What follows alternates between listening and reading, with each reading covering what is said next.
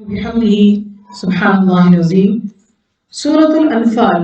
مدنی صورت ہے، 75 آیتیں اور اس میں 10 رکوع ہیں۔ بسم اللہ الرحمن الرحیم۔ یسألونک عن الانفال، وہ آپ سے سوال کرتے ہیں مال غنیمت کے بارے میں۔ کہہ دیجئے کہ مال غنیمت اللہ کے لیے اور اس کے رسول کے لیے، پس ڈرو اللہ سے، واصلحوا اور اصلاح کر لو ذات بینکم آپس میں، واطیعوا اللہ اور اطاعت کرو اللہ کی، ورسولہ اور اس کے رسول کی، ان کنتم مؤمنین اگر تم مومن ہو۔ سورت کا نام آغاز میں لفظ الانفال سے ماخوذ ہے، جس کا معنی ہے مال غنیمت۔ آیات کے اس حصے میں مال غنیمت کی تفصیل آئی ہے، اور اسی طرح اس میں کچھ غزوہ بدر کے واقعات کا بھی ذکر کیا گیا ہے۔ تو ان آیات کا ہم انشاءاللہ ترجمہ لے کر چلیں گے اور کچھ مفہوم ساتھ، تو اس کی باقی کی تفصیل آپ کے ساتھ الگ شیئر کر دی جائے گی جو غزوہ بدر کے واقعات میں آتی ہے۔ انما المؤمنون، مومن وہ ہوتے ہیں کہ چونکہ ہم یہ کہتے ہوتے کہ اللہ ہمیں مومنین مومنات میں بنا دے، تو ہم اسی طرح اس کو دیکھیں گے کہ مومن کی صفات کیا ہوتی ہیں، کہ جب ان پر ذکر کیا جاتا ہے اللہ کا نام تو وجلت لرز جاتے ہیں ان کے دل، یعنی اللہ کی آیات پڑھی جاتی ہیں تو حقیقی ایمان والے لوگ دل لرز جاتے ہیں، اور جب اللہ کا نام لیا جائے اور جب اس کی آیات کو پڑھا جائے تو زیادتہم ایمانا، ان کا ایمان جو ہے وہ انکریز ہو جاتا ہے، وہ بڑھ جاتا ہے، اور وہ اپنے رب کے اوپر بھروسہ کرنے والے ہیں۔ تو ان کیفیات کو خود پر لاگو کرنا ہوگا تو مومنین کی صفات میں داخل ہو جائیں گے، کہ پہلی، دوسری اور تیسری صفت کو ہم نے پڑھا کہ ان کے ایمان بھی بڑھتے ہیں اور یہ اللہ پر بھروسہ کرنے والے ہوتے ہیں، اور ان کے دل میں اللہ کا خوف جو ہے وہ پیدا ہوتا ہے۔ اور چوتھی صفت کیا بیان کی گئی ہے کہ یہ لوگ نماز کو قائم کرنے والے ہوتے ہیں، یعنی جب بھی نماز کا وقت ہوتا ہے تو فوراً نماز کو قائم کرنے والے ہوتے ہیں، اور اس میں سے جو رزق دیا ہم نے ان کو اس میں سے خرچ کرتے ہیں، اللہ نے جو مال دیا ہے اس کے نام میں لگاتے ہیں۔ یہ لوگ کون ہیں؟ المؤمنون حقا، سچے مومن ہیں نماز کو قائم کرنے کی وجہ سے اور دیگر صفات کی وجہ سے۔ تو ان کے لیے درجات ہیں عند ربہم، ان کے رب کے پاس، اور مغفرتیں بھی ہیں اس کے رب کی طرف سے، ورزق کریم، اور عزت والی روزی ہے، اور عزت والی روزی کیا ہوتی ہے؟ رزق حلال۔ تو جس کو رزق حلال نصیب ہو جائے تو اس سے بلند کوئی روزی نہیں ہے، چاہے وہ ایک مزدور پیشہ ہی کیوں نہیں ہے، کہ وہ یہ کہے کہ عزت والی روزی کو کسی کرسی پر بیٹھ کر حاصل کرنے کو وہ سمجھے کہ عزت والی روزی نہیں۔ رزق کریم سے مراد رزق حلال ہے، رزق طیب ہے، چاہے اس کو کہیں سے بھی ملے، یعنی اس میں پیشہ بھی یہی دیکھا جائے کہ پیشے کے اعتبار سے بھی وہ ایسی روزی ہونا جو کہ ایک درست کام نہیں ہے، اور اس سے اس کو چاہے کتنی بھی انکم حاصل ہو جائے تو وہ اس کے لیے باعزت روزی نہیں ہوتی ہے۔ کما اخرجک ربک من بیتک بالحق، آیت نمبر 5 سے اللہ یہ فرما رہے ہیں کہ کامل صفات علیہ ایمان والوں کا ذکر کرنے کے بعد فرمایا کہ مختلف توجیحات کی صورت میں کہ جیسا کہ نکالا تجھ کو تیرے رب نے، کہ آپ کے رب نے آپ کو گھر سے حق کے ساتھ نکالا، یعنی غزوہ بدر اور احد کے حوالے سے جو واقعات آئیں گے تو اسی کے پس منظر میں کہ اللہ تعالیٰ نے آپ کو گھروں سے نکالنے کا جو مقصد تھا وہ کیا تھا کہ آپ نے اللہ تعالیٰ کے اس نظام کو نافذ کرنا ہے اور حق اور باطل میں تمیز کو کرنا ہے،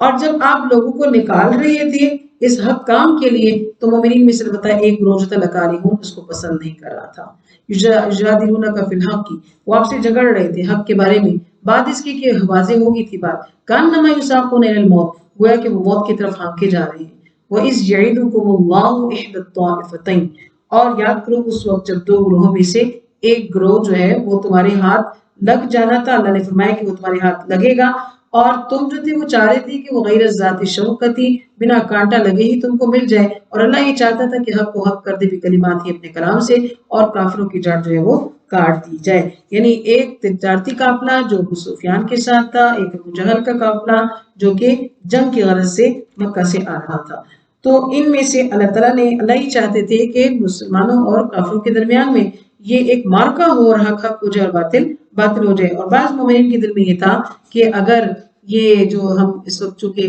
حالات بھی ہمارے درست نہیں ہیں اتنے ہماری حالات، تو اگر یہ تجارتی قافلہ بنا کسی جنگ کی ہاتھ لگ جاتا ہے تو یہ زیادہ بہتر ہے۔ اللہ تعالیٰ نے تمہارے ساتھ وعدہ کیا کہ وہ تمہیں ضرور دے گا، اور تم نے کیونکہ وہ حق کو حق کرنا چاہتا ہے اور باطل کو باطل کرنا چاہتے ہیں، مجرموں کو اگرچہ یہ ناپسند ہوتا ہے۔ آیت 9 میں اللہ فرماتے ہیں کہ استغیثون ربکم، اس وقت کو اس بات کو اپنے سامنے رکھو جب تم اپنے رب سے فریاد کر رہے تھے، یعنی بے میدان بدر میں بے سر و سامانی کی حالت میں، انی ممدکم کہ میں مدد کروں گا تمہاری 1000 فرشتوں کے ساتھ جو لگاتار آئیں گے۔ اللہ نے یہ جو فرشتوں کے بارے میں بتایا تو یہ بشرا ان کے لیے خوشخبری تھی کہ اہل ایمان فتح کی خبر کو سن لیں تاکہ ان کے دلوں میں وَلِتَطْمَئِنَّ اطمینان پیدا ہو جائے۔ اور اللہ کی مدد ہوتی ہے صرف اور کسی کی نہیں ہوتی، اللہ کون ہے؟ عزیز الحکیم۔ اور پھر ایک اور واقعے کی طرف یہاں بتایا گیا کہ اللہ نے ایک تو فرشتوں کے ذریعے سے ان کی مدد کی، اور دوسرا مدد یہ کی تھی کہ غشیۃ النعاس امنۃ منہ، کہ اللہ نے ان کے اوپر اونگ کو طاری کر دیا تھا کہ چونکہ تاکہ وہ ایک بہترین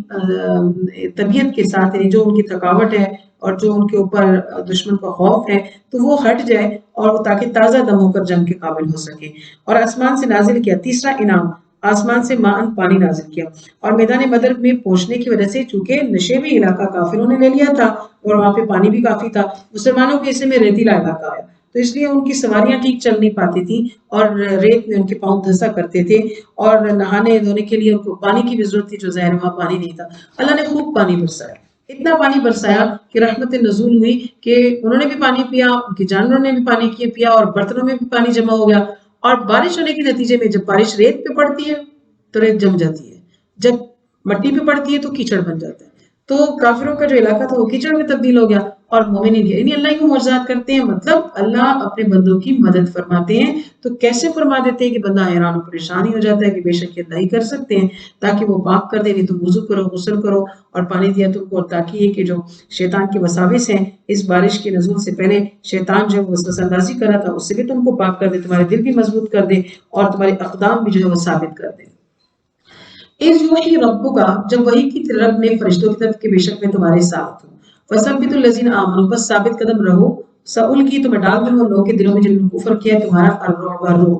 تو لہٰذا میدان جنگ کے اندر تم نے کیا کام کرنا ہے کہ فضربوا، بس مارو ان کو فوق الاعناق، ان کی گردنوں پر، وضربوا اور مارو ان کو کل بنان، ان کے ایک ایک پور کے اوپر، یعنی کافروں کی گردنوں پر مارنے اور ان کے ایک ایک پور کے اوپر مارنے کا حکم اللہ تعالیٰ نے یہ دیا۔ اور مفسرین کے نزدیک اللہ تعالیٰ نے فرشتوں کو حکم دیا کہ وہ میدان جنگ میں مومنین کے ساتھ ہوں اور ان کی تائید حاصل ہو جائے، اور یہ ڈائریکٹ فرشتوں نے لگائے یا اللہ کے فرشتے مسلمانوں کے ساتھ رہے اور ان کو یہ ہمت اور طاقت رہی کہ انہوں نے کفار کے ساتھ یہ سلوک کیا۔ ذالک بانہم شاقوا اللہ، بے شک جن کافروں نے اللہ اور اس کے رسول کی مخالفت کی تھی، اور جو کہ اللہ کی مخالفت کرتا ہے اور اس کے رسول کی تو اللہ اس سے شدید العقاب، سخت بدلہ لینے والا ہے۔ ذالکم فذوقوا، پھر یہ سزا تم نے دیکھ لی، اس کا مزہ چکھ لو۔ نبی صلی اللہ علیہ وسلم نے بدر کے میدان میں ان کے وہ سارے جو اس وقت مارے گئے کفر کے اندر، اللہ کے نبی نے ان کو خطاب کیا اور واصل جہنم ہونے والا بتایا اور کہا کہ اے سارے وہ سن لو جو یہاں موجود ہو، اللہ نے ہم سے وعدہ پورا کر لیا، اللہ نے تم کو ذلیل کرنا تھا وہ آج پورا ہو گیا۔ وَلِلْكَافِرِينَ لِلْكَافِرِينَ، بے شک کافروں کے لیے جہنم کی سزا ہے، آگ کا عذاب ہے۔ یا ایھا الذین، اے لوگو آمنو جو ایمان لائے، اذا لقیتم الذین، جب تمہاری ملاقات ہو ان لوگوں سے جنہوں نے کفر کیا تو بس تم پیٹھ پھیر کر مت بھاگو، کیونکہ جو بھی پیٹھ پھیرے گا میدان جنگ سے تو دو صورتوں میں، ان آیات کے اندر آیت 15 اور 16 کے اندر بتایا گیا کہ جنگ سے پیٹھ نہیں پھیرنی ہے۔ جنگ سے پیٹھ وہی پھیر سکتا ہے جو متحرفا للقتال، کہ جو جنگی چال چلنا چاہتا ہو کہ وہ ایسے پیچھے آیا ہے ڈاج دینے کے لیے، یا پھر اس کا گروہ پیچھے رہ گیا، متحیزا الی فئۃ، اپنے گروہ سے جا ملنا چاہتا ہے تو اس کے لیے، اس کے علاوہ میدان جنگ سے بھاگنا جو ہے وہ درست نہیں ہے۔ اور پھر اس ایک واقعے کا اور ذکر کیا گیا کہ اللہ نے فلم تقتلوہم، تم نے ان کو قتل نہیں کیا لیکن اللہ نے ان کو قتل کیا۔ اور پھر دوسری وہ بات کہ وما رمیت اذ رمیت ولکن اللہ رمی، نہیں آپ نے پھینکی لیکن اللہ، جو آپ نے پھینکی لیکن اس کو اللہ نے پھینکا، کہ وہ جو سنگریزے بھر کے آپ نے اپنے ہاتھ میں اٹھا کے میدان بدر کے اندر ان کی طرف پھینکے تھے تو وہ مٹھی بھر تھے، تو مٹھی بھر وہ چند کنکریاں جو ہیں وہ پورے کفار کے لشکر کے لیے کافی نہیں تھی۔ اللہ نے فرمایا کہ آپ نے اس کنکریوں کو پھینکا، دراصل وہ اللہ نے پھینکا۔ اللہ نے کیسے پھینکا؟ جب آپ نے اس کو پھینکا اللہ نے ان کنکریوں کو ریت کے باریک ذرات میں بدل کر ہوا کے ساتھ ایسے اڑا دیا کہ ہر کافر کی آنکھ پہ وہ جا پڑا، اور کچھ وقت کے لیے جب وہ اپنی آنکھوں کو ملنے لگے تو جنگ میں ابتری پھیل گئی اور پانسا آپ کے لیے پلٹ گیا۔ اللہ سننے والے ہیں اور جاننے والے ہیں۔ یہ بات تو ہو چکی، تم دیکھ چکے ہو کہ اللہ جو ہے وہ موہنوں کئی دل کافرین، کافروں کی تدبیروں کو کمزور کرنے والا ہے. یعنی اللہ نے تم کو یہ بات سمجھائی اور بتا دی کہ اللہ تمہاری مدد کرے گا، اور اللہ مدد کرتے ہیں مومنین کی، اور کافروں کے چالوں کو اللہ تعالیٰ سست کر دینے والے ہیں. اور ایک کفار کے گروہ ان تستفتیو، اگر تم فیصلہ چاہتے ہو تو فتح کا فیصلہ آ گیا ہے، کامیابی ہو گئی ہے. اور اگر تم باز آ جاؤ تو یعنی کہ باز آنا بہتر ہے، اس لیے کہ مکہ بھی فتح ہونا ہے، مسلمان نے بھی غالب ہونا ہے، اسلام کا پیغام بھی غالب ہونا ہے. لہٰذا یہ خوشخبری آ چکی ہے، تم پلٹ آتے ہو تو ٹھیک ہے. اگر تم اپنے باطل عقیدہ پر پلٹ آؤ گے تو نعوذ ہم بھی پلٹ کرائیں گے، تمہیں ایسا سلوک کریں گے کہ ذلیل و خوار کر دیں گے. تمہارے کام نہیں آئے گا تمہارا فیعتکم، تمہارا جتھا، تمہارا گروہ، کچھ بھی، اگرچہ ولو کثرت، تم کتنے ہی کثیر تعداد میں کیوں نہ ہو، اللہ تو مومنین کے ساتھ ہے. کہ یہ جو گھر سے نکلے تھے جشن مناتے ہوئے، عورتوں کو بھی لے کر گئے اور سامان ترک بھی لے کر گئے، ڈھول تماشے بھی لے کر گئے، ناچنے گانے والی عورتیں بھی ساتھ لے کر گئے، اور ہر روز ایک اونٹ ذبح کرتے تھے اور مسلمانوں کے خلاف خوشیاں مناتے تھے. یہ تھوڑے سے لوگ ہم ان کو دبا دیں گے. تو اللہ تعالیٰ نے ان 313 لوگوں کو ان کے اوپر ایسا غالب کر دیا کہ ان سامانوں کو کیسے زمین بوز کر دیا. تو فتح جو ہے جب ہوتی ہے تو عاجزی اور انکساری آنی چاہیے. ہمیں بھی یہ بات یاد رکھنی چاہیے کہ جب ہمارا یوم پاکستان ہوتا ہے تو پاکستان کی آزادی کا جو جشن ہے وہ اللہ کے شکر کے ساتھ ادا ہونا چاہیے، عاجزی کے ساتھ ادا ہونا چاہیے، اس سوچ کے ساتھ ادا ہونا چاہیے کہ آج میں فلسطین کو دیکھوں، اور آج میں جو ہے وہ مقبوضہ کشمیر کو دیکھوں، آج میں بوسنیا کو دیکھتی ہوں، پھر ہمارے افغانستان کہلاتے ادھر ادھر کہلاتے، کہ جہاں محکوم اور مظلوم ہے بتا آزاد نہیں ہے. بہت سے ممالک ایسے جہاں پر آزادی کے ساتھ اپنی عبادت کو انجام نہیں دے سکتے ہیں. تو میرا کیا بنتا، میں کس طرح گھر سے جو ہے وہ نکل رہی ہوتی، پھر بچوں کو پکڑ کے بھاگ رہی ہوتی کہ مجھے ایک اللہ کا نام لینے پر ایسا جو ہے وہ یہاں پر جگہ نہیں دی جا رہی. تو پھر ڈھول بجانا، تماشے بجانا جو ہے وہ رک جاتا ہے. پھر آتا ہے اللہ کا شکر کہ اللہ تیرے شکر مجھے ایک پناہ گاہ دی ہے، ملک کی صورت میں مجھے ایک آزاد گھر دیا ہے، مجھے ایک آزاد طریقے سے رہنا سہنا نصیب کیا ہے، اور میں ایک ایسے معاشرے میں ہوں جو میں اپنے ایمان کے تقاضے کھلم کھلا آرام سے پورا کر سکتی ہوں. تو جب ایسا نہیں سوچتے تو زوال کے اسباب میں کھٹے ہوتے ہیں. تو لہٰذا مومنین کے ساتھ مومن بن کر رہنے کا ہمیں کہا گیا ہے. اے لوگوں جو ایمان لائے ہو، اطاعت کرو اللہ کی اور اس کے رسول کی، اور مت تم پہ جاؤ اس سے تم جبکہ تم تسمعون سنتے ہو. تمہارے لیے بہتر ہے کہ اگر تم مان لو، کیونکہ شر الدواب جو ہے عند اللہ اللہ کے نزدیک وہ بدترین جاندار وہ ہیں جو بہرے گونگے، یعنی کوئی بھی جانور اللہ کے نزدیک اتنا بدتر نہیں ہے جتنا کہ ایک انسان اگر وہ گونگا، بہرا اور اندھا بن کے زندگی گزارتا ہے تو اللہ تعالیٰ وہ شر الدواب جانداروں میں سب سے بدتر ہوتا ہے. ان کے اللہم لا تجعلنا منہم، کہ اللہ تعالیٰ ہمیں شعور کی زندگی عطا فرمائے. ولو علم اللہ، اور اگر جانتے اللہ تعالیٰ ان کے اندر خیرن کو بھلائی تو ضرور ان کو سنوا بھی دیتے. مطلب یہ کہ ہدایت کو طلب کرتے رہنا چاہیے، بندے کے اندر خیر کا مادہ موجود رہتا ہے تو اللہ بھی اس کو ہدایت نصیب فرما دیتے ہیں. اور اگر ایسی حالت جو ان کی ہے آپ ان کو سنوائیں بھی تو پھر کیا کرتے ہیں، یہ مورزون اعراض کرنے والے ہوتے ہیں. اے لوگوں جو ایمان لائے ہو، استجیبوا للہ، جواب دو یعنی حکم مانو اللہ کا اور اس کے رسول کا، اذا دعاکم، جب وہ تم کو پکارتا ہے، لما یحییکم، جو تم کو زندگی بخشتی ہے. ایمان والوں کو رسول کی اطاعت کا اصول کو بیان کیا ہے کہ دعوت دین کا پروگرام کامیاب جب ہی ہوگا کہ جب اللہ کے رسول کی آپ اطاعت کریں گے، اور جب آپ کا رسول آپ کو بلائیں اور جو اس طرف وہ بلاتے ہیں وہ تمہاری زندگی ہے. مطلب یہاں پہ جہاد سے متعلق بھی ذکر ہے کہ جہاد جو ہے اس کے اندر زندگی، جب کچھ لوگ جہاد کرتے ہیں تو باقی لوگوں کی زندگی جو ہے وہ امان میں آ جاتی ہے، ان کو ایک امن کا علاقہ نصیب ہو جاتا ہے. اور اللہ نے فرمایا کہ ہر عبادت کے اندر اخلاص کو اختیار رکھو. وعلموا کہ جان لو کہ بے شک اللہ تعالیٰ حائل ہوتا ہے، یحول بین المرء وقلبہ، آدمی اور اس کے دل کے درمیان. یعنی اللہ اور اس کے رسول کے حکم میں ہم سستی دکھائیں گے تو ہو سکتا ہے کہ اللہ تمہارے اور تمہارے دل کے درمیان میں تمہارے دل کے درمیان آڑے آ جائیں اور تم سے تعمیل حکم کی توفیق ہی کو اٹھا لیں. اور یعنی جب ہم سستی کرتے نہیں، بعض دفعہ ہوتا ہے نا کہ ہم کسی کو کام کہتے ہیں تو کبھی تم کہتے ہیں کہ چلو کر دے گی کوئی نہیں، کبھی جب ہم کہتے ہیں اس کا رویہ آگے سے کسی کا ایسا ہو کہ کر دے گا، لیکن ابھی ٹال مٹول سے تو بندہ کہتے ہیں کہ ضرورت ہی نہیں کرنے کی، میں نے کرانا ہی نہیں آپ سے، مجھے اس کام کی ہی ضرورت نہیں. تو خدا نخواستہ ہم اطاعت میں سستی دکھائیں، یہ ہو کہ کر لیں گے، کرنا چاہتے ہیں کر لیں گے، نماز پڑھتے ہیں اچھا پڑھ لوں گی، تو اس میں اللہ ہی اگر اس توفیق کو خدا نخواستہ اٹھا لیں، وہی نہ پسند فرمائے تو پھر کیا ہوگا. یا مقلب القلوب ثبت قلبی علی دینک، کہ اللہ اعلیٰ تو آتے کہ اللہ تعالیٰ ہمیں اپنے دل اپنی اطاعت پر جو ہے وہ مضبوطی کے ساتھ جو ہے جمے رہنے دینا. تو پھر لا تصیبن الذین ظلموا منکم خاصہ واتقوا فتنہ، فتنے سے بچو جو خاص طور پر ظالموں کو ہی نہیں پہنچے گا، بلکہ فتنہ ایسا ہوتا ہے کہ من حیث القوم، اس سے خرابی پیدا ہو جاتی ہے. دین میں خرابی نہ پیدا کرو، کیونکہ جب شرک کی رسومات ہوتی ہیں، بدعات ہوتی ہیں، جب ان کو رواج دیا جاتا ہے تو آٹومیٹکلی معاشرے میں ایسا ہوتا ہے. دیکھیے گھر میں اگر 3 لوگ بھی جو ہیں وہ اس چیز کو درست نہیں مانتے، لیکن گھر کے سرکردہ لوگ جو ہیں وہ بدعات پر چلنے والے ہیں، تو وہ چاروں نہ چار سارا گھر ہی اس میں مبتلا ہوتا ہے، وہ اب کچھ کر نہیں سکتا ہے. جب وہ یہی لین دین دوسروں کے ساتھ کرتے ہیں، باقی لوگ بھی اس کے زمرے میں آ جاتے ہیں، اور اسی دیکھا دیکھی میں جواباً وہ بھی ان کے ساتھ ایسے ہی لین دین اور حساب کرتے ہیں. تو لہٰذا فتنے جو ہوتے ہیں وہ پوری قوم کو خراب کرتے ہیں. جان لو کہ اللہ کا عذاب شدید ہے. اور وذکروا، اور یاد کرو جب تم قلیل تھے، تھوڑے تھے اور تم کمزور تھے زمین کے اندر، تخافون، اور تمہیں ڈر لگا رہتا تھا کہ تم اچک لیے جاؤ گے لوگوں میں، فآواکم، تم کو ٹھکانہ دیا، یعنی مدنی زندگی کے اندر تم کو مرکزیت عطا کی. مکہ میں تمہارے ساتھ ایسے ہی تھا کہ اب کوئی آیا اب کوئی آیا، وأیدکم بنصرہ، اور اس نے اپنی نصرت عطا کی، تم کو تائید کی تمہاری مدد کے ساتھ. اور اللہ کا رضا کا پروگرام تم لے کر جب اٹھے تو اللہ ہی نے مدد کی، اور اس نے رزق کیا تم کو پاکیزہ، یعنی کہ مدینہ میں نہ صرف ٹھکانے دیے بلکہ رزق بھی دیے. حلال طیب وہ ہوتا ہے جو کہ درست راستے سے، جس کے وسائل اللہ فراہم کر دیتے ہوتے ہیں تاکہ تم شکر ادا کرو سب کچھ کا. تو الحمدللہ رب العالمین کہ اللہ نے ہم کو بہت اچھے حال میں رکھا ہے. اللہ تعالیٰ ہمیں نعمتوں کا شکر کرنے والا بنا دے،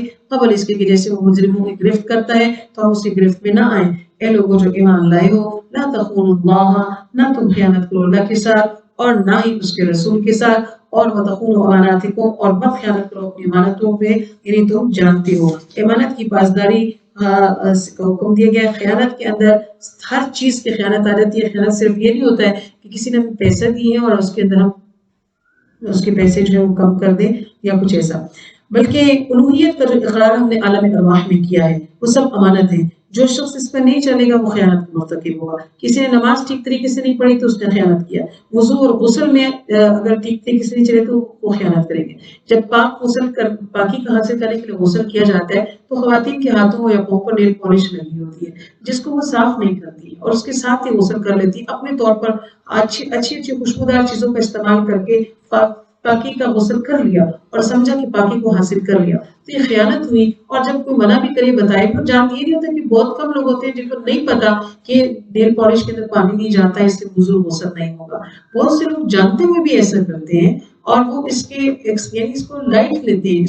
اس کا اہتمام نہیں کرتے ہیں. تو اس میں کیا کرتے ہیں کہ وہ خیانت کرتے ہیں. تو اللہ تعالیٰ ہمیں دین کی خیانت سے تو بالخصوص اور دیگر جتنے معاملات ہیں، حقوق العباد میں بھی اللہ خیانت کو پسند نہیں کرتے ہیں، تو اللہ خیانت سے محفوظ ہوتا ہے. اور اسی طرح کسی نے ہمیں اپنے راز کی بات بتائی، کوئی مشورہ کیا، ہم نے اس مشورے کو آؤٹ کر دیا، تو یہ بھی کیا ہو جائے گا کہ وہ خیانت ہوگی اور یہ بھی امانت کے خلاف بات ہوگی. وَأَنْتُمْ تَعْلَمُونَ، جبکہ تم جانتے ہو کہ یہ سب ایسا ہے. اور جان لو کہ بے شک تمہارے مال اور تمہاری اولاد یہ سب کیا ہے، فتنہ ہے اور اللہ کے حاضر عظیم ہے. اے لوگوں جو ایمان لائے ہو، اگر تم اس سے ڈرو اور یہ تو بنا دے کہ وہ تمہارے لیے فرقان، فرق والی باتیں، یعنی مارکہ بدر اس کی زندہ مثال ہے. تمہارے لیے نمایاں باتیں، تمہارے لیے نمایاں کارنامے لکھ دے گا اور تمہارے لیے دور کرے گا تم سے تمہاری سیئات کو، وہ تم کو بخش دے گا. اور اللہ صاحب فضل بھی ہے اور عظیم بھی ہے. وَإِذْ يَمْكُرُ بِكَ الَّذِينَ كَفَرُوا لِيُثْبِتُوكَ، کافروں کی اس چال کا ذکر کیا جا رہا ہے کہ جو انہوں نے نبی صلی اللہ علیہ وسلم کے خلاف سازش بنائی تھی. انہوں نے یہ سوچا، جو دارالندوہ میں بیٹھ کر انہوں نے ان کا اسمبلی ہال کی اس کو حیثیت حاصل کی. ہجرت جب آپ نے کی تو اس کی وجہ یہ تھی کہ اس سے پہلے کچھ تجاویز پر کفار مکہ نے مشورہ کیا اور پھر ایک فیصلے پر انہوں نے اتفاق کر لیا تھا. مکہ میں آپ وسلم کے آباء و اجداد میں سے قصی ابن کلاب کا ایک مکان تھا جس میں یہ لوگ مشورے کے لیے اکٹھا ہوتے تھے. اس کو دارالندوہ یعنی مشورے کا گھر بھی کہا جاتا تھا. سب نے کہا کہ یہ تو بہت آگے بڑھتے جا رہے ہیں، ان کا کچھ کرنا چاہیے، اور شیطان نے ان کا ساتھ دیا. بڑا تفصیلی واقعہ ہے جس کے اندر اس نے ایک انسانی شکل میں آ کر ان کے مختلف فیصلوں کے بارے میں ان کے ساتھ مشورہ کیا، ان کو بتایا کہ یہ درست نہیں ہے، ایسا نہیں، ایسا کر لو. تو جب انہوں نے سوچا تو ایک تو یہ تھا کہ لیسبدو کا آپ کو قید کر لیں. تو اس رائے پر بھی شیطان نے ان کو کہا کہ نہیں، یہ ایسا نہیں ہونا چاہیے، بلکہ اس کو جلا وطن کرنا چاہیے. اپنے ملک میں قید کریں گے تو کل کو چھوٹ کر پھر بھی کچھ کر سکتے ہیں، معاذ اللہ ایسا سوچا. تو پھر ان کا کیا ہوا، یخرجوک، ان کو نکال دیتے ہیں. تو یعنی کہ آپس میں ایسا مشورہ کیا، تو اس کو بھی تجویز کو ریجیکٹ کیا. شیطان جو انسانی شکل میں ان کے ساتھ موجود تھا اس نے کہا کہ نہیں، نکالنے کا بھی کوئی فائدہ نہیں ہے، باہر جا کے اور لوگوں کے ساتھ مدد کر کے ہمارے لیے طاقتور ہو جائیں گے. تو پھر ابو جہل نے ایک اور رائے دی جس کو اس شیطان نے بھی وہ خوش ہوا، اس پر ان کا ساتھ دیا، کہا کہ او یقتلوا، تو اس کا مطلب یہ کہ پھر اب کیا کریں کہ آپ کو قتل کر دیا جائے معاذ اللہ. تو اللہ فرماتے ہیں کہ یمکرون، کفار مخفی تدبیریں کر رہے تھے، چالیں چل رہے تھے. وَيَمْكُرُ اللَّهُ، اللہ نے بھی اپنی مخفی تدبیر فرمائی. وَاللَّهُ خَيْرُ الْمَاكِرِينَ، وہ بہتر تدبیر کرنے والا ہے، اس کی تدبیر کے آگے تو کوئی ٹک نہیں سکتا ہے. کہ انہوں نے تدبیر کیا کی کہ رات کو سارے نکلیں گے اور شب خون ماریں گے. کس کی تلوار سے؟ آپ صلی اللہ علیہ وسلم کو شہید کر دیا گیا، پتہ نہیں چلے گا، کفارہ اور قصاص کا معاملہ بھی نہیں ہوگا، تو راتوں رات وہاں سے پھر بھاگ جائیں گے. اللہ نے اپنے نبی کو آگاہ کر دیا اور یہ سارے لوگ اس مکان کا محاصرہ کر چکے تھے. اللہ نے اس منصوبے کو بذریعہ وہی آگاہ کیا، آپ کو راتوں رات وہاں سے نکل جانے کا حکم دیا. آپ صلی اللہ علیہ وسلم نے حضرت علی کو اپنے بستر پر لٹا دیا اور فرمایا کہ یہ امانتیں صبح لوگوں تک پہنچا دینا، مجھے تو ہجرت کا حکم ہے. اور آپ نے یہ بھی اللہ تعالیٰ نے آپ کو یہ بھی حکم دیا کہ مٹھی کے اندر مٹی لے لیں اور محاصرے میں جتنے موجود لوگ ہیں ان کے سروں پر یہ خواب پھینک دیں. تو آپ صلی اللہ علیہ وسلم ان کے سامنے سے اللہ کی قرآن کی آیت کی ہے جو کہ سورہ یاسین کی آیت ہے کہ وَجَعَلْنَا مِن بَيْنِ أَيْدِيهِمْ سَدًّا وَمِن خَلْفِهِمْ سَدًّا فَأَغْشَيْنَاهُمْ فَهُمْ لَا يُبْصِرُونَ. کہ اس کو تلاوت کرتے ان کے سامنے سے گزر گئی. یقیناً آپ کو اس کا ترجمہ آتا بھی ہوگا، نہیں تو انشاءاللہ ہم یاسین کے اندر اس کی تفسیر پڑھیں گے. تو اللہ نے ان کے آگے پیچھے پردے ڈال دیے، ان کو غنودگی تاری ہوگی، وہ آپ کو نہ دیکھ سکے. صبح کو جب دیکھتے ہیں تو اندر جاتے ہیں اپنے ارادے کو پورا کرنے کے لیے. حضرت علی کو آپ کے بستر پر موجود پایا تو پوچھا کہ آپ کے صاحب کدھر گئے ہیں؟ تو انہوں نے کہا کہ مجھے تو نہیں معلوم، کافروں نے بہت سختی کی مگر معلوم نہ ہو سکا. اللہ نے ان کے منصوبے کو ناکام بنا دیا. آپ صلی اللہ علیہ وسلم اپنے گھر سے روانہ ہو کر ابوبکر صدیق کے گھر پہنچے تھے اور وہاں پر ان کو اپنے اس یار غار ساتھی کو لیا اور مکہ سے 15 کلومیٹر دور غار ثور میں جا کر اسی رات کے اندر اللہ نے اس وقت میں اتنی برکت دی کہ راتوں رات اتنے یعنی 15 کلومیٹر کا سفر آپ نے طے کیا اور وہاں پر پہنچے. اب دیکھیں دین اسلام میرے اور آپ کی آسانی کے لیے موجود ہے. اور جب بھی میں یہ بات پڑھتی ہوں تو دل بھر جاتا ہے کہ ہم لوگ سفر کے لیے گاڑیاں استعمال کرتے ہیں اور یعنی مشقت والے سفر ہم سے نہیں ہوتے ہیں، اور تھوڑی سی بازار تک کے قریب کے راستے میں بھی کوئی نہ کوئی پرائیویٹ گاڑی جو ہے وہ لگا کے جانا پڑتا ہے کہ نہیں پیدل سفر کیا جا سکتا ہے. تو ہمارے پیارے نبی صلی اللہ علیہ وسلم نے اس لیے کہ انہوں نے اس دین کو غالب کرنا تھا، اس نبی مہربانی کیسی مشقتیں اٹھائی. سبحان اللہ تعالیٰ تبھی تو اللہ نے فرمایا اللہ آپ کو راضی کر دیں گے، اللہ تعالیٰ آپ کا نام بلند کر دیں گے، آپ کے دشمنوں کو بے نام و نشان کر دیں گے. تو اتنی سختیوں کو جھیلنے کے بعد یہ دین ہمیں ملا ہے. تو میں اور آپ ہم کتنے ناقدرے ہیں کہ ہم سے ٹھنڈے ماحول میں بیٹھ کر نماز اور روزے کی صحیح ادائیگی نہیں ہے، ٹھنڈے ماحولوں میں بیٹھ کر اور پرسکون، یعنی وہ جو حالات ہے ایسا کوئی خوف تو ہمیں نہیں ہے نا، ہم نے اپنی مشکلات کو مشکلات بنایا ہوا ہے، تو اس قسم کا تو کوئی ہمارے ساتھ نہیں ہے. تو اس وقت جو ہے وہ اتنی مشکلات کے ساتھ آپ نے سفر طے کیا تو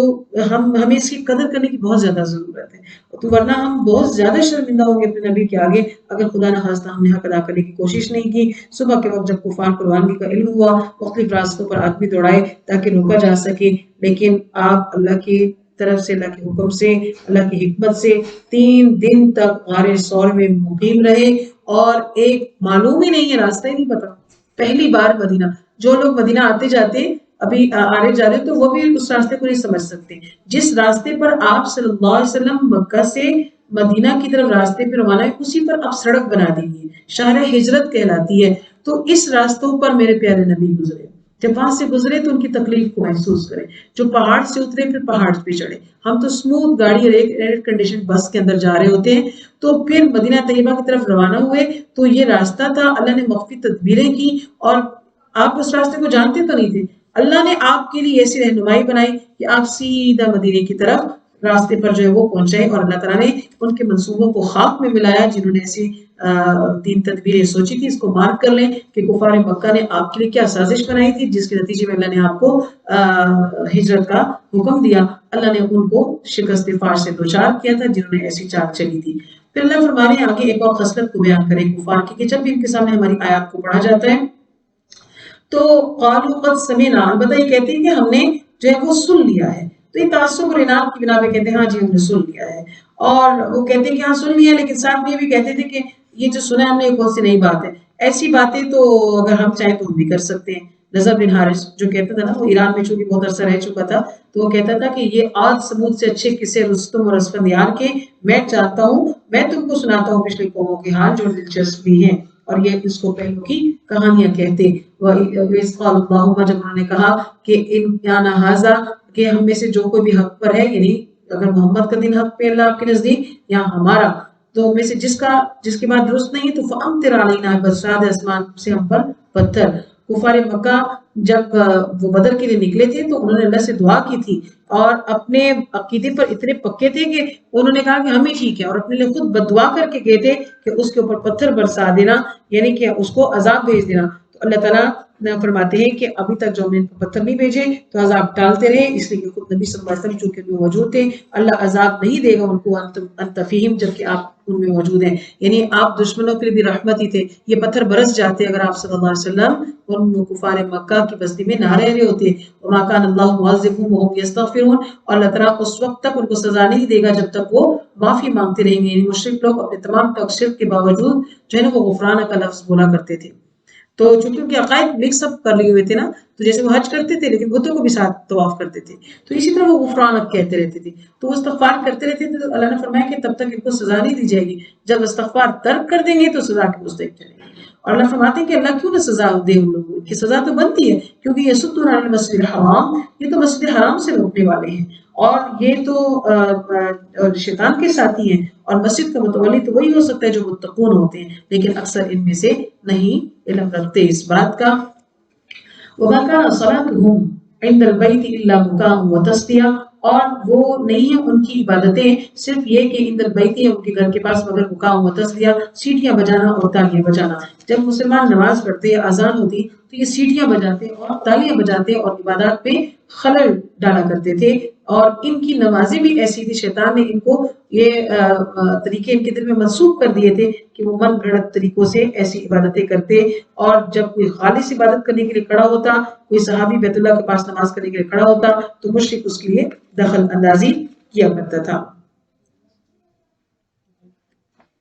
تو لہٰذا مقام مسجد جو ہے اس کا مقام اور فضیلت کو کا خیال رکھنا چاہیے، اس کے احترام کا خیال رکھنا چاہیے. مشرکین کا کام تھا ایسا کرنا. تو مسجد کے احاطے میں جتنے گھر ہوتے ہیں وہ سب جواب دہ ہوں گے اللہ کے یہاں. اگر وہ ان کے گھروں سے میوزک بہت اونچے بجتے ہوں، اگر ان کے گھروں سے نماز اور اذان کے اوقات میں ایسی بے ادبی کے کچھ علامات جو ہیں وہ واضح ہوتی ہوں، جس کے اندر دوڑنا، شور کرنا، گندگی کو مسجد کے اطراف میں پھینکنا، یا تالیاں بجانا یا سیٹیاں مارنا، جیسے کہ پتنگ بازی ہوتی ہے اس میں شوٹنگ ہوتی ہے، میوزک چلتا ہے، لڑائی جھگڑا اور اس طرح دیگر چیزیں، تو یہ مسجد کے ادب کے خلاف ہوں گی اور یہ مشرکین کا سا طریقہ ہوگا. تو اللہ سے حفاظت کی، جہاں مسجد کا پڑوس اس کے لیے بہت باری سے برکت اور اس کے لیے خیر کے موجب ہوگا، وہاں پر ایسا کرنے پر وہ اللہ کیا سزاوار بھی ٹھہر سکتا ہے. بس چکو عذاب اللہ کا کی طرف سے جو کہ تم کفر کرتے ہو. وہ لوگ جنہوں نے کفر کی، ينفقون، وہ خرچ کرتے ہیں اپنے مال، ان کا مال کا خرچ، وہ بھی مال خرچ کرتے ہیں، مومن بھی مال خرچ کرتے ہیں، وہ بھی کرتے ہیں. وہ اس لیے خرچ کرتے ہیں کہ تاکہ یصدوا عن سبیل اللہ، تم اس کے راستے سے جو ہے وہ روک دو. اللہ اپنے مالوں کو خرچ کرتے ہیں کہ اللہ کے راستے، ان کا جو رفاع عامہ کا کام ہوتا ہے وہ اس لیے ہوتا ہے کہ دراصل وہ لوگوں کی ہمدردیاں سمیٹے اور پھر جیسے وہ چاہتے ہیں اس کے مطابق چلیں. وَسَيُنْفِقُونَ، وہ خرچ کریں گے اور اس کا خرچ کرنا صرف حسرت کا باعث ہوگا اور پھر وہ آخرکار مغلوب ہو جائیں گے. اور وہ لوگ جنہوں نے کفر کیا جہنم کی طرف اکٹھے کیے جائیں گے تاکہ اللہ تعالیٰ یمیز اللہ، اللہ جو ہے وہ پاک کر دے ناپاک سے پاک کو الگ کر دے اور بنا دے پھر خبیث کا جو ایک ڈھیر ہے، فَيَرْكُمَهُ، اور ان سب کو جمع کر دے، اوپر نیچے ایک ڈھیر بنا دے اور اب اس ڈھیری کو فَيَجْعَلُهُ فِي جَهَنَّمَ، جہنم کی طرف پھینک دے. یہی لوگ اولئک هم الخاسرون، نقصان اٹھانے والے ہیں. اور کہہ دیجئے للذین، ان لوگوں کے لیے کفر جنہوں نے کفر کیا، ان ينتهوا، اگر وہ باز آ جائیں تو اللہ ان کو بخش دے گا ما قد سلف، جو گزر چکا. اگر وہ دوبارہ کریں گے تو پہلے ان کے ساتھ جو ہوا ان کے ساتھ بھی وہی ہوگا. اور پھر لڑو ان سے کہ یہاں تک کہ فتنہ باقی نہ رہے، وَيَكُونَ الدِّينُ لِلَّهِ، اللہ کا دین خالص ہو جائے. اگر باز آ جاتے ہیں تو اللہ دیکھنے والا ہے، اور اگر وہ دوبارہ کرتے ہیں تو فَاعْلَمُوا، جان لو کہ بے شک اللہ جو مولاکم، تمہارا ساتھی بنے گا، اور وہ بہتر ذاتی ہے اور وہ بہتر مددگار ہے بے شک.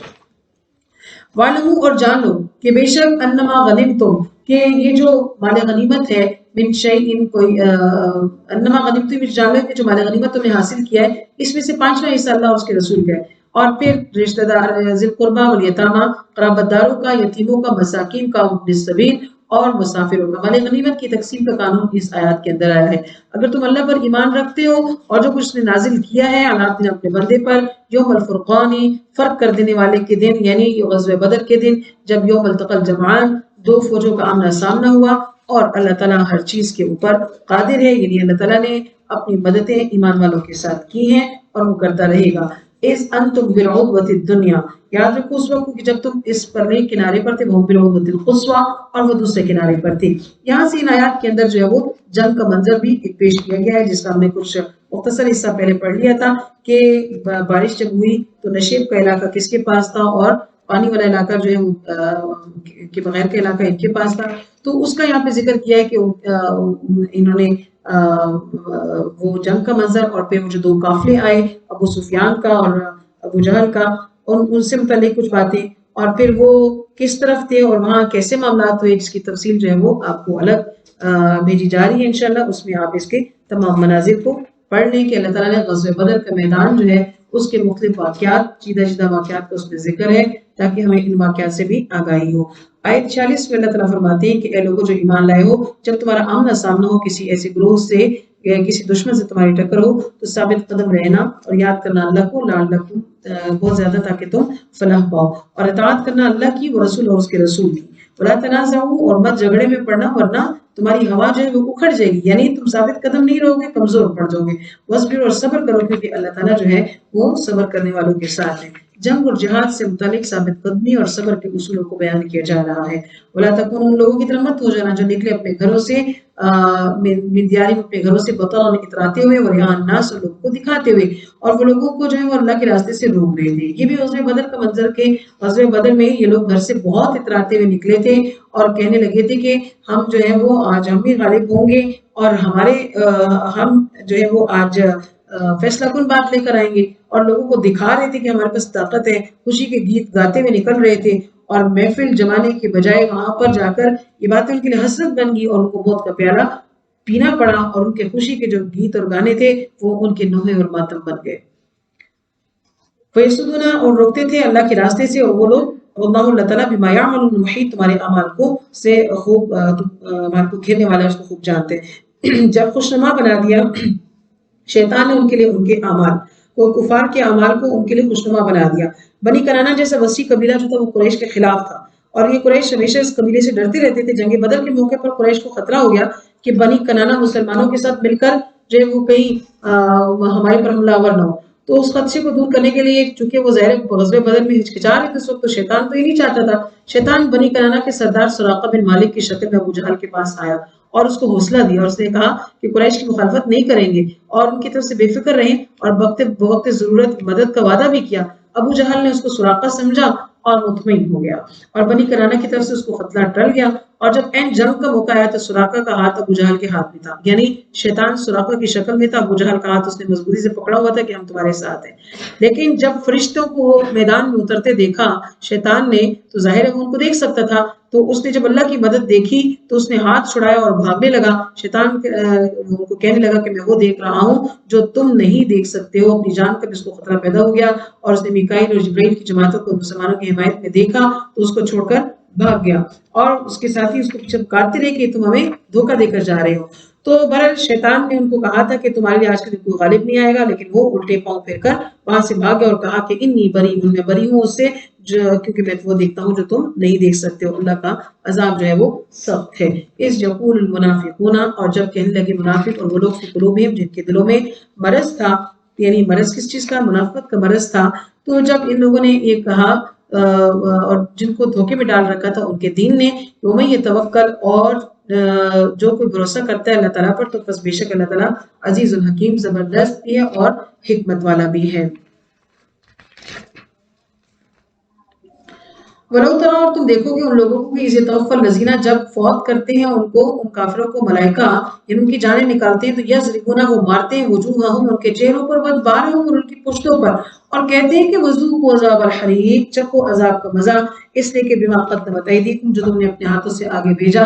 आले फिरौन का भी ऐसा हाल हुआ था उनके लोगों का, हमने उनको निशानियां दिखाई, फ़अख़ज़ल्लाहु बिज़ुनूबिहिम, अल्लाह ने उनको गुनाहों के सबब पकड़ा। अल्लाह शदीद अज़ाब देने वाला है, बदला लेने वाला है। ज़ालिका बिअन्नल्लाह, बेशक अल्लाह ताला जो है वो लम यकुन मुग़य्यिरन, वो नहीं बदलता है किसी नेमत को, अनअमहा जो उसने उस पर की होती है, यानी वापस नहीं लेता। हत्ता यहाँ तक युग़य्यिरु मा बिअन्फुसिहिम, यहाँ तक कि वो खुद तब्दील न कर दें, यानी जो कुछ उनके नफ्सों में है। मतलब ये कि अल्लाह की तरफ से किसी नेमत की वापसी खुद इंसानों के अमाल का नतीजा होती है। अल्लाह तब छीनता है जब वो नाशुक्री करती है। अल्लाह समी भी है और अलीम भी है। कदाबी आले फिरौन, जैसा कि हाल हुआ उन लोगों का जो आले फिरौन थे और उनके साथ जो दूसरे लोग थे, नहीं फिरौन और जैसे आदत के पहले लोग, इन्होंने अल्लाह की आयत को झुटलाया और पस हमने उनको हलाक किया उनके गुनाहों की वजह से और गर्क कर दिया हमने उनको, यानी बहरे कुल्ज़म में हमने उनको जा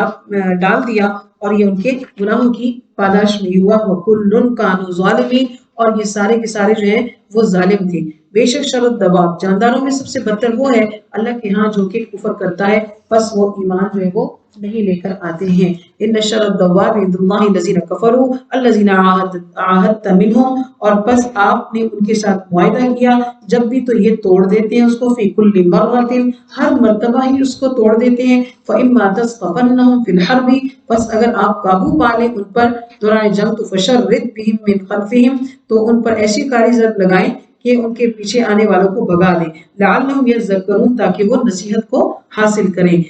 वइम्मा तख़ाफ़न्ना मिन क़ौमिन ख़ियानतिन, अगर आपको किसी कौम के मुआहदे के की तरफ से खयानत का डर हो, तो फ़म्बिज़ इलैहिम अला सवा, कि फिर आप भी फेंक दें उनका वादा उनकी तरफ, यानी मुआहदे की मनसूखी का ऐलान कर दें। किसी ने खिलाफ वर्जी की तो आप भी वादे को अपनी तरफ न रखें, अल्लाह ख़ाइनीन को पसंद करने वाला नहीं है। वला यहसबन्ना लज़ीना, और ना ख्याल करें उन लोगों को कफरू जिन्होंने कुफर किया, कि सबक़ू, कि वो सबकत कर जाएंगे, यानी भाग जाएंगे। अल्लाह को वो आजिज़ नहीं कर सकते हैं, वो अल्लाह के हदूद से नहीं भाग सकते हैं। वअइदू लहुम, तुम तैयार करो उनके लिए, मस्तताअतुम, जो तुम्हारी इस्तिताअत हो, मिन कुव्वतिन, तुम्हारी ताकत में से, यानी काफिरों का मुकाबला जो है वो तुम तैयारी के साथ करो, यानी अपने घोड़े जैसे उस जमाने में था कि तैयार करो। और आज के जमाने में हर किस्म की जो है वो बंदूकबाजी, तोपबाजी, टैंकबाजी, हर चीज जो है वो उनके लिए फिजा में, जमीन में, बर्री बहरी, हर किस्म की, यानी जितनी तुम्हारी इस्तिताअत हो उनके लिए तैयार करके रखो, ताकि दुश्मन जो है वो तुमसे डर कर रहे और अल्लाह के पैगाम को खराब करने की कोशिश न करे।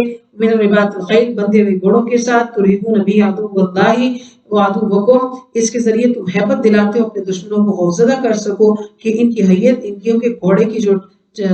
टॉप होती है या उसका जो उड़ना होता है वो दुश्मन के लिए बड़े खौफ का बायस होता है। ये जहाद के इस्तेमाल करना याद रखोगे तो अल्लाह तुम्हारा साथ देंगे। वमा तुनफिकू मिन शैइन, और जो कुछ भी तुम खर्च करोगे, इन्हें आम सदका खैरात का अजर 10 गुना है, और जहाद के लिए खर्च किए गुना के अजर की इब्तिदा जो है वो 700 गुना से है। अल्लाह तुमको पूरा पूरा उसका देंगे। वअंतुम ला तुज़लमून, और तुमसे कोई जुल्म नहीं किया जाएगा। वइन जनाहू लिस्सल्मी, और अगर वो झुका दे अपने कंधे इस्लाम के लिए, सुलह के लिए, फजनह लहा, तो बस तुम भी उनकी तरफ झुक जाओ, माइल हो जाओ, यानी उनकी सुलह का हाथ जो है वो कबूल कर लो। इन्नहु, बेशक वो समीउल अलीम, वो सुनने वाला और जानने वाला है। जंग के सुलह और जंग के कुछ उसूलों को, इन कवानीन को सूरह अनफाल में और आगे तौबा में भी इजमालन बयान किया गया है, ताकि इसके मुताबिक मैदान जंग में अपनी दस्तरस को हासिल कर सकें। अल्लाह पर चाहिए कि तुम भरोसा करो, इन्नहु हुवस समीउल अलीम, वो सुनने वाला भी है और जानने वाला है। और अगर वो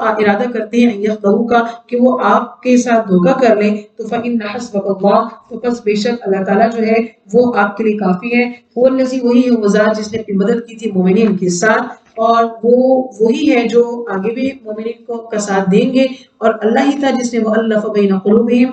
दिलों में उल्फत में, इनके दिलों में उल्फत को डाला। इस्लाम लाने से पहले जितने लोग भी दुश्मन थे वो, और ये कुरैश के और दीगर कबाइल के आपस में दुश्मनियां थी, जिन्होंने इस्लाम लाया तो अल्लाह ने इनके दिलों में जो है वो मोहब्बत पैदा कर दी, और इस्लाम की बदौलत ये सब ऐसे जैसे यकजान दो कालिब हों। अल्लाह ने फरमाया कि उल्फत बैन मुस्लिमीन जो है एक कीमती मता है, और ये आप नहीं कुछ कर सकते थे नबी सल्लल्लाहु अलैहि वसल्लम के लिए। लो अनफक्ता, अगर आप खर्च कर देते, माफिल अर्ज़ि जमीयन, ज़मीन में जितना भी है सारा कुछ खर्च कर देते, तो इन लोगों के दिलों में मोहब्बत को नहीं डाल सकते थे। लेकिन अल्लाह ने अल्लफ़ बैनहुम, इनके दिलों में उल्फत को पैदा किया, तो ये उसकी मेहरबानी है। बस अल्लाह आपके लिए काफी है नबी सल्लल्लाहु अलैहि वसल्लम, और आपके भी मोमिनीन साथी जिन्होंने आपकी پیروی کی ہے، وہ غالب اور حکمت والا ہے، کمال قدرت کے ساتھ وہ آپ کی مدد کرے گا۔ یا ایھا النبی، اے مومن، اے نبی صلی اللہ علیہ وسلم، حرض المؤمنین، ابھاریے مومنین کو، شوق دلائیے، علی القتال، قتال کے اوپر، یکم منکم 20 صابرون، تم میں سے 20 آدمی ثابت قدم ہوں گے تو وہ غالب آئیں گے، 200 200 کے اوپر، اور اگر وہ ہوں 100 آدمی تو غالب آ جائیں گے 1000 کے اوپر، جو کفار کے 1000 آدمیوں پر جو ہے وہ غالب آ جائیں گے۔ یعنی اللہ نے مومن اور کافر کے درمیان 1 اور 10 کی نسبت فرمائی ہے کہ ایک مومن 10 کافروں پر جو ہے وہ بھاری ہوگا۔ یہ ترغیب بھی تھی اور یہ تسلی بھی تھی کہ دشمنوں کی تعداد کے اوپر جو ہے وہ گھبرائے نہیں اور اللہ پہ توکل کرتے ہوئے میدان میں جمے رہیں۔ بیان کی بے شک اس لیے کہ کافر جو ہے وہ بزدل ہے، قوم لا یفقہون، اور وہ سمجھ کو نہیں رکھتا ہے۔ الآن خفف اللہ عنکم، اب اللہ نے تمہارے لیے تخفیف کر دی، اور علم جان گیا کہ بے شک تم اضافہ کمزوری کو، فَإِن مِنْكُمْ مِئَةٌ صَابِرَةٌ يَغْلِبُوا مِئَتَيْنِ، اگر تم میں 100 آدمی ثابت قدم ہو تو پھر 200 آدمیوں پر وہ غالب آئیں گے، اور اگر ہوں ان میں سے 1000 تو وہ غالب آئیں گے باذن اللہ، اللہ کے حکم سے، الفین 2000 کی تعداد پر۔ اللہ نے 2 مختلف تعدادوں کو مختلف صورتوں میں بیان کیا کہ ان کی عددی نسبت اس صورت میں اتنی ہوگی اور اس صورت میں اتنی ہوگی، اور اللہ تعالیٰ مع الصابرین، صبر کرنے والوں کے ساتھ ہے، جو کہ ملت ابراہیم کا اصول ہے، تو ان پر اللہ تعالیٰ جو ہے وہ زیادہ وہ عطا کرتے ہیں۔ ما کان لنبی، نہیں ہے کسی نبی کے لیے کہ ان یکون، کہ ہو اس کے لیے اسرا کوئی قیدی، جنگ کے اندر جب کچھ قیدی حاصل ہوئے تو ان کے لیے ان کے سلسلے میں حکم آیا کہ آپ صلی اللہ علیہ وسلم نے ان سے مال غنیمت کا چونکہ مسئلہ پیدا ہو گیا تھا اور پھر قیدیوں کا بھی مسئلہ تھا، تو اللہ نے فرمایا کہ کسی نبی کی شان یہ نہیں ہے کہ وہ چھوڑ دے قیدیوں کو حتی یہاں تک یسخن فی الارض، کہ وہ زمین پر خونریزی کرے۔ تريدون، تم چاہتے ہو عرض الدنیا، دنیا کا سامان، اور اللہ جو ہے وہ چاہتے ہیں آخرت کا سامان، یعنی تمہاری اللہ نے آخرت کو پسند کیا ہے۔ یعنی غزوہ بدر کے متعلق قیدیوں کی یہ بہتر صورت یہ تھی اللہ کی طرف سے کہ اگر آپ ان کو قتل کر دیتے تو بہتر تھا، کیونکہ کافروں کا زور جو ہے وہ ٹوٹ جاتا، لیکن یہاں پر جو ہے وہ ایسا نہیں کیا گیا تھا، تو اس لیے اللہ تعالیٰ نے کہا کہ یہ ایک بہتر فیصلہ ہوتا اگر آپ ایسے کرتے۔ ولولا كتب اللہ، اور اگر اللہ تعالیٰ کی جانب سے یہ بات سبق لکھی نہ ہو چکی ہوتی، جو پہلے گزر چکی ہے، تو فیما اخذتم، تو جو پہلے ہو چکی تو پہنچتا البتہ تم کو عذاب عظیم، ایک سخت عذاب۔ اللہ کے علم اور نوشتے میں یہ بات تحریر تھی کہ قیدیوں کا قدر کرنا ہی بہتر ہے، اگر اس کی بات طے ہوتی تو تم ایسا ہی کرتے، اور اس کے بعد جو ہے وہ طے شدہ بات یہ کہ بعد میں امت کو بھی ایسے مسائل میں جو آسانی ہوتی۔ تمہارا صورت کے اندر قتال اور اس کے اصول اور صلح کے اصولوں کو بیان کیا، مال غنیمت اور قیدیوں سے متعلق کو بیان کیا۔ فَإِمَّا مَنًّا بَعْدُ وَإِمَّا فِدَاءً کا بھی ذکر آتا ہے کہ قیدیوں کے ساتھ احسان کا معاملہ کیا جائے، یہ چھوڑ دیا جائے۔ اللہ تعالیٰ نے آزادی دی تھی اس سلسلے میں، اللہ تعالیٰ نے فرمایا کہ مال غنیمت کو حلال قرار دیا گیا ہے آپ کے لیے، اس شریعت میں مال غنیمت حلال ہے، اس سے پہلے کی شریعتوں میں حرام تھا، بس اب تم کھاؤ اس غنیمت میں سے حلال طیبہ، جو کہ پاکیزہ ہے، اور ڈرو اللہ سے، اور اللہ بے شک اللہ غفور رحیم، بخشنے والا اور مہربان ہے۔ یا ایھا النبی، اے نبی صلی اللہ علیہ وسلم، کل کہہ دیجئے، لمن اس کے لیے، فی ایدیکم، جو آپ کے ہاتھوں میں ہے، من الاسری، قیدیوں میں سے، ان یعلم اللہ، کہ اگر اللہ جانتا تمہارے علم، اللہ کے علم میں تمہارے دلوں کی بہتری ہوتی تو وہ تم کو خیر کی توفیق دے دیتا، اور تمہیں اس سے بہتر دے دے گا مما اخذ منکم، جو تم کو دیا گیا، کہ جو ہمارے غنیمت تم سے چلے گئے ہیں یا جو تم سے فدیہ وغیرہ لیے گئے ہیں، جب خیر ہو جائے گی تو تمہیں اس سے زیادہ جو ہے وہ اللہ تعالیٰ عطا کریں گے اور تم کو بخش بھی دیں گے، اور اللہ بخشنے والا اور مہربان ہے۔ وَإِن يُرِيدُوا خِيَانَتَكَ، اگر یہ لوگ آپ سے خیانت کا ارادہ کریں، غلط بیانی کریں، تو فَقَدْ خَانُوا اللَّهَ مِن قَبْلُ، اس سے پہلے وہ اللہ سے خیانت کر چکے ہیں۔ فَأَمْكَنَ مِنْهُمْ، اللہ تعالیٰ نے ان پر قابو دے دیا، یعنی مسلمانوں کا تسلط جما دیا، تو اسی طرح اللہ تعالیٰ آگے بھی ایسے ہی کریں گے۔ اللہ تعالیٰ علیم حکیم ہے، وہ جاننے والا اور حکمت والا ہے، اور بے شک وہ لوگ جنہوں نے ایمان لایا اور جنہوں نے ہجرتیں کی، وجاہدوا، جہاد کی اپنے مالوں سے اور اپنی جانوں سے اللہ کی راہ میں، والذین، اور وہ لوگ آگو جن کو جگہ دی جنہوں نے جگہ دی اور مدد کی، یعنی مہاجرین اور انصار کا ذکر آ رہا ہے۔ انصار مدینہ کو انصار اسی لیے کہتے ہیں کہ انہوں نے مہاجرین کی مدد کی۔ اللہ فرماتے ہیں کہ یہ وہ لوگ ہیں، بعضهم اولیاء بعض، جو ایک دوسرے کے رفیق و ساتھی ہیں، اور وہ لوگ جنہوں نے ابھی ایمان لایا لیکن ہجرتیں نہیں کی ہیں، اپنے وطن میں قیام پذیر ہیں، تو ان کے متعلق فرمایا کہ ما لکم من ولایتہم، ان کی ولایت کی دوستی تمہارے کسی کام کی نہیں ہے جب تک کہ وہ حتی یہاجروا ہجرت نہ کر لیں وَإِنِ ان سے دوستی تو نہیں ہو سکتی، البتہ اگر وہ دین کے معاملے میں تم سے مدد کو طلب کرتے ہیں تو فَعَلَيْكُمُ النَّصْرُ تو بس تم ان کی مدد کرو، اور سوائے ان لوگوں کی مدد کرنے کی صورت اس صورت میں نہیں ہوگی اگر کسی قوم سے معاہدہ ہو چکا ہو تو اس لیے تب تم ان کی مدد نہیں کرو گے، علاوہ ازیں تم ان کی مدد کر سکتے ہو، اللہ تمہارے اعمال کو بصیر دیکھ رہا ہے۔ وہ لوگ جنہوں نے کفر کیا بعضهم اولیاء بعض، ان میں بعض جو ہے وہ بعض کے ساتھی ہیں، الا تفعلوا اگر تم ان کی مدد نہیں کرو گے تو زمین پر فتنہ جو ہے وہ برپا رہے گا اور فساد کبیر بھی ہوگا۔ والذین اور وہ لوگ آمنوا جو ایمان لائے اور جنہوں نے ہاجر و ہجرتیں کی وجاہدوا اور جنہوں نے جہاد کیا فی سبیل اللہ اللہ کی راہ میں، والذین اور وہ لوگ آووا جنہوں نے جگہ دی۔ اللہ تعالیٰ نے دوبارہ جو ہے یہاں پہ ان آیات کو بیان کر رہے ہیں، اہل مہاجرین اور اہل انصار کی تعریف کو بیان کر رہے ہیں کہ جنہوں نے جگہ دی، ٹھکانے دیے اور مدد کیے، یہ لوگ کون ہیں؟ هم المؤمنون، وہ مومن ہیں پکے، حقاً سچے پکے، اور ان کے لیے مغفرت بھی اور رزق کریم کے وعدے ہیں۔ اور وہ لوگ جنہوں نے ایمان لایا من بعد اس کے بعد، یعنی وہ پہلے مہاجرین اور اہل ایمان والے، لیکن اس کے بعد پھر جنہوں نے ایمان لائے اور انہیں ہجرتیں کی ہیں اور جہاد کیے معکم تمہارے ساتھ، تو فاولئک یہ لوگ بھی منکم تمہیں میں سے ہیں، واولی الارحام بعضهم اولی ببعض فی کتاب اللہ، یہ لوگ جو ہے تمہیں میں سے ہیں، قرابت دار ہیں، بعض ان میں سے زیادہ حقدار ہیں اللہ کے ہاں یا اللہ کی کتاب میں۔ ان اللہ بے شک اللہ تعالیٰ بکل شیء علیم ہر چیز کو جاننے والے ہیں۔ ہم نے تفصیل کے ساتھ اس سورت کے اندر ان کچھ واقعات بھی ہیں اور کچھ اصول بھی ہیں، ان کو بیان کیا گیا ہے تاکہ ان کے ساتھ ایک مومن کے لیے، کسی بھی ایک مسلمان کے لیے، ایک اسلامی معاشرے کے لیے کسی بھی صورت میں کوئی ایسا ابہام، کوئی ایسی مشکل نہ پائی جائے کہ وہ غلط فیصلے کرتا رہے، کیونکہ جماعت المسلمین جو ہوتی ہے وہ مرکزی جماعت ہوتی ہے اور اس کے کام بھی نمونہ ہوتے ہیں، تو اس لیے یہ جماعت جو ہے جو صحابہ کی، جو مہاجرین اور انصار کی تھی، یہ سب سے پہلے مسلمان لوگ تھے، یہ سب سے پہلے ایمان والے لوگ تھے، یہ آپ نبی صلی اللہ علیہ وسلم کے سب سے پہلے جانثار ساتھی تھے، لہٰذا ان کی زندگیوں میں اگر ان سے تھوڑی بھی کوئی معمولی غلطیاں ہوئیں تو ان پر پکڑ ہوئی، اس پر لغزش پر جو ہے وہ ان کو مختلف امور کا حکم دیا گیا، اس لیے کہ یہ لوگ جو ہیں وہ ایک سینٹرل کمیونٹی ہیں، تو یہ دوسروں تک ایک بہتر پیغام، ایک بہتر ایک رول ماڈل ہو، کوئی ان کی زندگیوں سے کوئی نمونہ بنا کر چھوٹی موٹی باتوں کو جب لے لے گا تو وہ بڑی باتوں میں تبدیل ہو جائیں گی، تو لہٰذا ان کے لیے درست راستہ اختیار ہو، ایک بہترین اسوہ ہو، اس لیے اللہ تعالیٰ نے اپنے نبی اور ان کے ساتھیوں کے یعنی مہاجرین اور انصار کے ساتھ ہمیں ایک صالح معاشرہ، ایک مکمل ضابطۂ حیات کا ایک اصولی ایک نمونہ جو ہے وہ ہمیں عطا فرما دیا ہے۔ اللہ سبحانہ وتعالیٰ کا شکر ادا کرتے ہیں کہ اس نے ہمیں نبی مہربان محمد رسول اللہ صلی اللہ علیہ وسلم عطا فرمائے ہیں، اور شکر ادا کرتے ہیں کہ اس نے ہمیں قرآن عزیز عطا فرمایا ہے، اور پھر اس پر بھی ہم بہت اللہ کا شکر ادا کرتے ہیں کہ اللہ تعالیٰ نے یہ پریکٹیکل کہ جانثار ساتھی کیا ہوتے ہیں، اطاعت گزار کیا ہوتے ہیں، ہمیں ان کی زندگیوں سے بھی استفادہ دے دیا تاکہ ہم ایک اطاعت والی بہترین زندگی گزارنے کی کوشش کرتے ہوئے اللہ کے ہاں اجر کے مستحق ہوں اور اپنی زندگی کے مقصد کو پا سکے۔ اللہم فقہنا فی الدین وآخر دعوانا ان الحمد للہ رب العالمین۔